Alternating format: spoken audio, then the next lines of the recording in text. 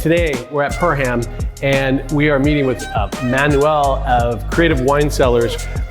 One of the things in this market that we have to be very aware of is that, as they say, the market has transitioned. Well, this is true, and specifically, buyers now are becoming more finicky. I don't know if that's the right word, but picky, or their expectations are going much higher.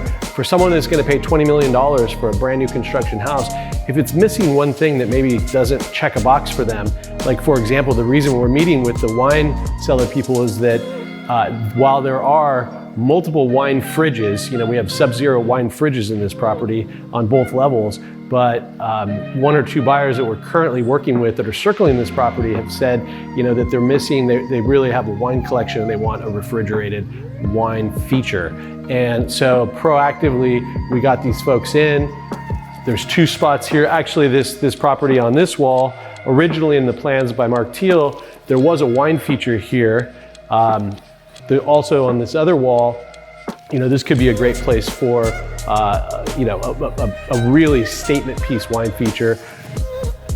One of the things that, we have to think about, and this is really that extra concierge, where we understand what the buyers in this $20 million price range want and need, and we are catering to that, right? So bring in a subcontractor, show them the space.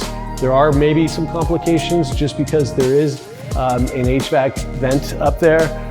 This wall actually probably will end up being, that's probably why originally in the plans it was scheduled for that wall. So we're gonna have a sketch drawn up. We're gonna get some estimates for a refrigerated versus a non-refrigerated. And that way we can go back to these buyers and say, okay, look, we've got this vendor who we've seen their work here, show them their Instagram or their portfolio, great quality work. Here's a sketch, here's how much it costs, here's how long it'll take. Basically do all that upfront work for them. So, and I'm not even representing the buyer in this case. When I'm a buyer's agent, if I have a client that's looking at a house that has some interest, this is the kind of stuff that I would be doing proactively as a buyer's agent. But we're representing the seller.